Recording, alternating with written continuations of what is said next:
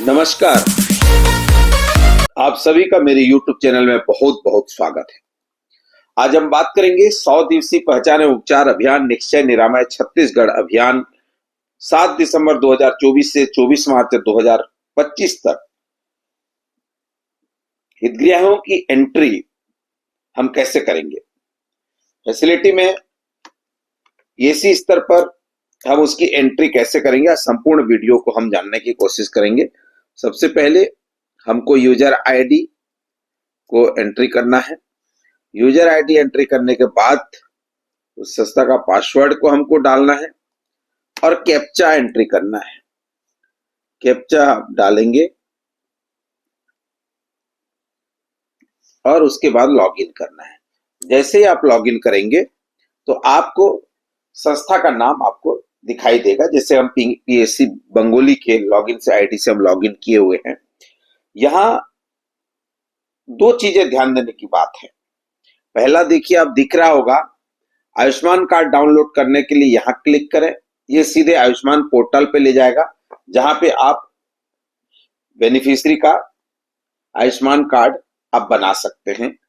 चाहे आप बेनिफिशियरी के रूप में बना सकते हैं या फिर आप जो है वहां पे ऑपरेटर के रूप में आयुष्मान कार्ड बना सकते हैं। जिस मितानिन का डाटा, एक्चुअली यहाँ पे जो मितानिन का डेटा अगर आप देखेंगे तो उस मितानिन का डाटा अगर नहीं दिख रहा है तो उनकी जानकारी MIPS सॉफ्टवेयर में चेक करें और ग्राम की जानकारी अपडेट करें। ये MIPS पोर्टल से होगा। अब बात आती है फॉर्म्स की। तो यहाँ पे वॉलेंटियर एंट्री फॉर्म और जांच प्रपत्र एंट्री फॉर्म, दो फॉर्म में आपको एंट्री करना है। तो सबसे पहले देखते हैं वॉलेंटियर एंट्री फॉर्म। जैसे जो भी वॉलेंटियर होंगे, टीबी के वॉलेंटियर हो सकते हैं, कुष्ठ के वॉलेंटियर हो सकते हैं, NSS के हो सकते हैं, NCC को, तो जो भी आपकी जिनको भी आपने वॉलेंटियर के रूप में आपने उनको आइडेंटिफाई किया है, उन सभी वॉलेंटियर की एंट्री, क्योंकि जो फील्ड विजिट है, जो आपका सर्वे टीम है, उसमें आपने NM MPW मितानिन के साथ अन्य वॉलेंटियर आपने बना रखे हैं, तो उन वॉलेंटियर की भी एंट्री आपको करनी होगी। तो यहाँ जो राइट साइड में देखिए वॉलेंटियर की एंट्री करें, इस कॉलम को जब आप क्लिक करेंगे तो यहाँ पे आपको वॉलेंटियर का नाम, आधार नंबर का अंतिम 8 अंक यहाँ पे दर्ज करना है, मोबाइल नंबर, आयु, उप स्वास्थ्य केंद्र का नाम और गांव का नाम। यहाँ पे एक जो आधार नंबर का आपको एक सहमति पत्र लेना है। जैसे कि इसमें लिखा है कि आप आधार नंबर के अंतिम 8 अंक साझा करने के लिए सहमति प्रदान कर रहे हैं, तो फिर आप उसको सेव करेंगे और फिर ये आपको डाउन द लाइन नीचे जो है आपको इस तरह से वॉलेंटियर का डिटेल आपको दिखाई दे देगा, जिसमें क्रमांक, वॉलेंटियर का नाम, मोबाइल नंबर, आधार नंबर अंतिम 8 अंक, आयु, गांव का नाम, उप स्वास्थ्य केंद्र का नाम, एंट्री दिनांक। इस तरह से वॉलेंटियर के एंट्री फॉर्म में आप एंट्री कर सकते हैं। ठीक है। तो जब वॉलेंटियर एंट्री हो जाएंगे तो आपके टीम में भी इनकी जरूरत पड़ेगी और टीम में आप जब आगे काम करेंगे तो वहां पे इसकी एंट्री होगी। तो ये वॉलेंटियर फॉर्म की एंट्री यहीं पे कंप्लीट होती है। आगे हम देखेंगे जांच प्रपत्र एंट्री। जांच प्रपत्र में जब आप एंट्री करेंगे तो यहाँ पे सर्वेकर्ता टीम में देखिए वॉलेंटियर आ जाता है। यहाँ पे देखिए जब वॉलेंटियर करूंगा तो वॉलेंटियर जो आपने चयन किया था वही पूरे वॉलेंटियर के जो सर्वे करने वाले अगर वॉलेंटियर हैं तो वही फॉर्म उनके लिए भी ओपन हो जाता है जो मितानिन के लिए ओपन होता है। तो अब हम बात करेंगे एंट्री का। ध्यान दीजिएगा, ये एंट्री जो है सभी PSC स्तर पर जो MIPS सॉफ्टवेयर जो जिसमें मितानिनो इंसेंटिव का हम पोर्टल पहले से बना हुआ है, उसी पोर्टल में ये एंट्री जो है उन्हीं से लिंकअप है इसका। तो सर्वेकर्ता मितानिन का अगर आप चयन करेंगे तो मितानिन का चयन करने के लिए जैसे कि बंगोली के अंतर्गत आने वाले सभी मितानिन का नाम यहाँ पहले से डला हुआ है। जिस मितानिन को आप चुनेंगे तो उससे संबंधित गांव जो है वो आपको यहाँ पे दिखाई दे देगा। जैसे मैंने देखिए पहले मैंने अमृता को चुना तो गनियारी की है वो, और मैं अगर यहाँ पे किसी कालिंद्री वर्मा को चुन रहा हूं तो ये मोहंदी की है। ठीक है। ये एक दूसरे के साथ जुड़े हुए हैं। ऑलरेडी ये मैप है, तो ये जैसे ही आप नाम चेंज करेंगे तो अपने आप जो है ये गांव भी चेंज हो जाएगा।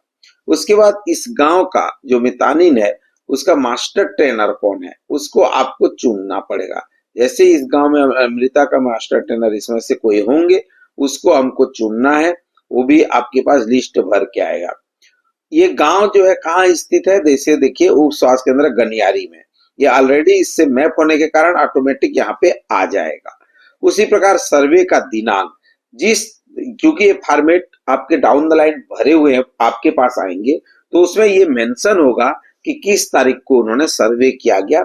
जिस तारीख को उन्होंने सर्वे किया था उस तारीख का आपको यहाँ पे डाटा डालने की जरूरत होगा। जैसे मान लीजिए 14 दिसंबर का है, तो आप यहाँ पे 14 दिसंबर डालेंगे। उसके बाद आता है परिवार की जानकारी। परिवार की जानकारी में मुखिया का नाम, लिंग, मुखिया की आयु, मोबाइल नंबर और परिवार के कुल सदस्यों की संख्या, ये सभी जो फॉर्मेट आपको दी गई है उस फॉर्म में मुखिया का इस प्रकार से जानकारी आपको भर के आएगा, जहां पे आप इस जानकारी को आसानी से फिल कर पाएंगे क्योंकि ये भरे हुए जानकारी आपके पास आएंगे। जैसे मैं यहाँ पे लिखता हूं मुखिया का नाम जानकी जोशी, फीमेल,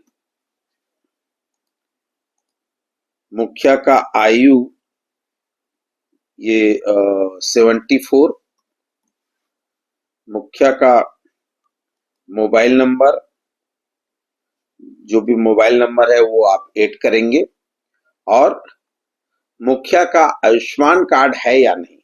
यहाँ पे आपको ध्यान देने वाली बात है कि जो आयुष्मान कार्ड है, अगर आयुष्मान कार्ड आप हाँ करेंगे तो आप देखिए यहाँ पे आयुष्मान कार्ड का नंबर आपको पूछ रहा है। ठीक है, मैं एक मोबाइल नंबर, एक डमी नंबर अभी डाल देता हूं।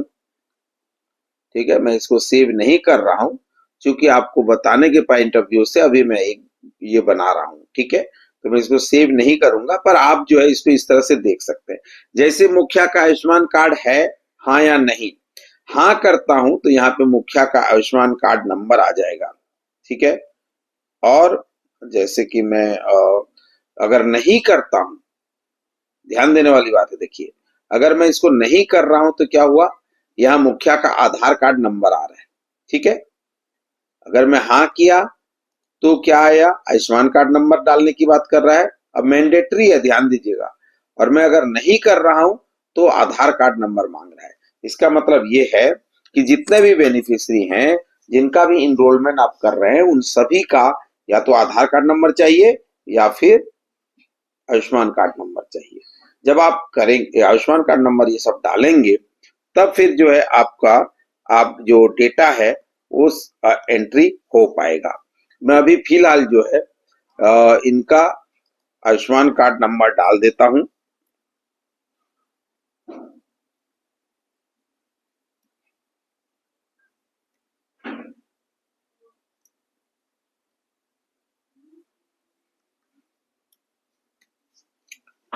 और परिवार में कुल सदस्यों की संख्या मान लीजिए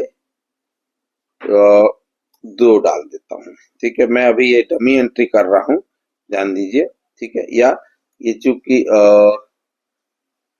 सिंगल डाल देता हूँ। ठीक है, अब यहाँ पे ये जानकारी मैंने भरा, बेसिक जानकारी था ये। ठीक है, क्योंकि इनका जो आधार कार्ड नंबर जो है ये गलत बता रहा है। ठीक है, मैं 1 मिनट इसको चेक कर रहा हूँ। जानकी जोशी 74,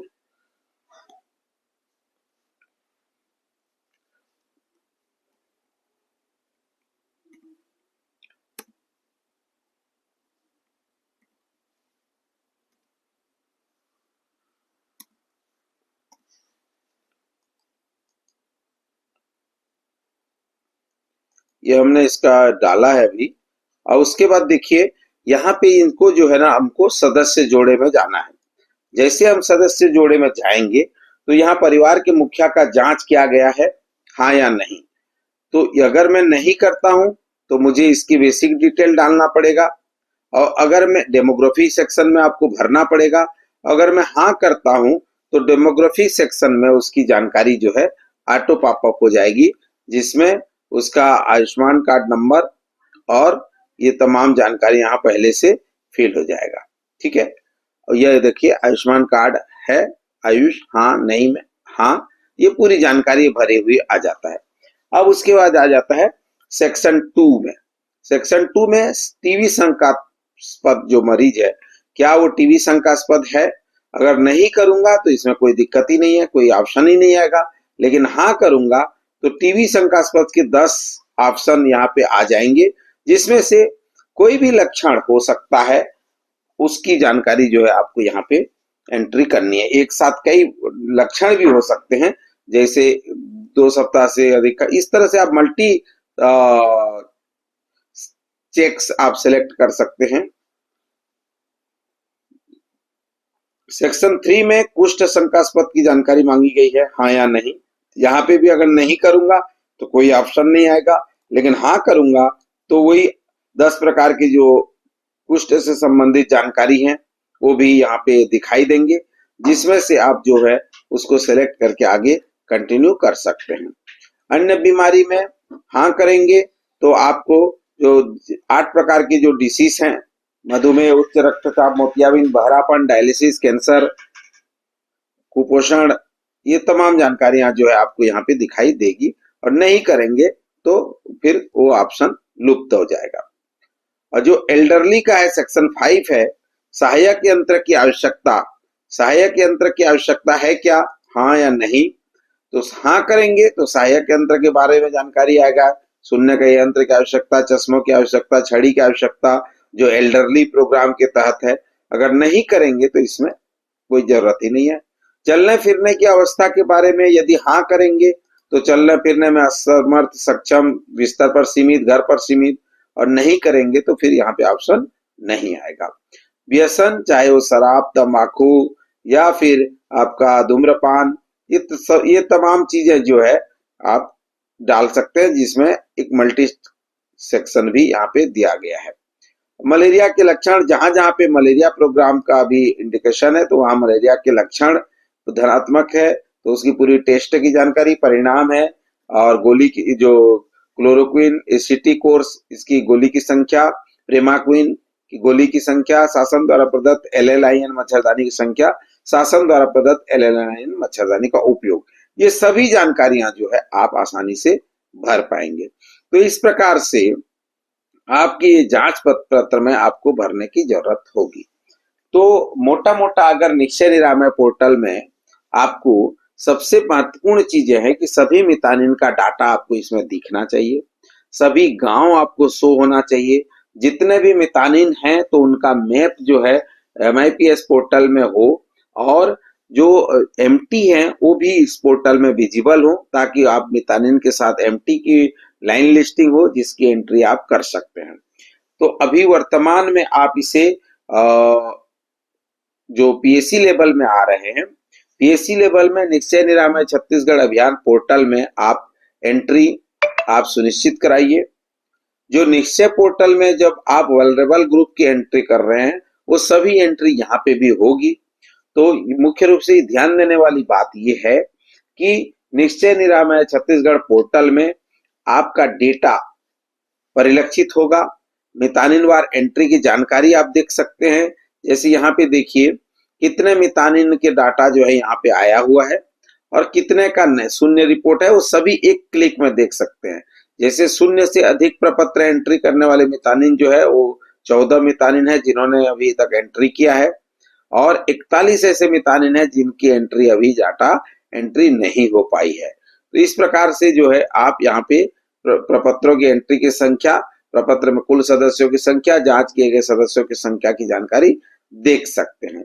साथ ही साथ जांच प्रपत्र की जानकारी भी आप यहाँ पे देख सकते हैं, जिसमें मितानिन का नाम, उप स्वास्थ्य केंद्र का नाम, मितानिन ट्रेनर का नाम, मुखिया का नाम, मुखिया के आइडेंटिटी कार्ड, मुखिया का आइडेंटिटी कार्ड नंबर, मुखिया का लिंग, मुखिया का आयु, मुखिया का मोबाइल नंबर, परिवार के कुल सदस्यों की संख्या, जांच किए गए सदस्यों की संख्या और सर्वे दिनांक, ये पूरी जानकारी जो है इस आपको एक क्लिक में पूरे आपके जितने भी रिकॉर्ड आपने एंट्री किया उस सभी रिकॉर्ड का यहाँ पे दिखाई दे देता है।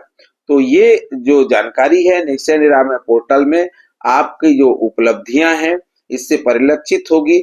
इसी आधार पर जो है जो इंसेंटिव का प्रावधानित किया गया है एंट्री का, इसी आधार पर एंट्री जो है संबंधित को मिल पाएंगे। तो मैं समझता हूं आपको इस निश्चय निरामय पोर्टल की एंट्री में किसी प्रकार की कठिनाई नहीं होगी, आसानी से आप एंट्री कर पाएंगे और क्रमशः सभी प्रोग्राम को चलाते हुए, क्योंकि आरसीएच भी करना होगा, ऑनलाइन अन्य प्रोग्राम को भी करना होगा, इसके साथ साथ निश्चय निरामय को भी करना होगा। इसे प्लानिंग करिए और आसानी से जो है इस एंट्री को परिपूर्ण करिए। आप सभी का बहुत बहुत धन्यवाद।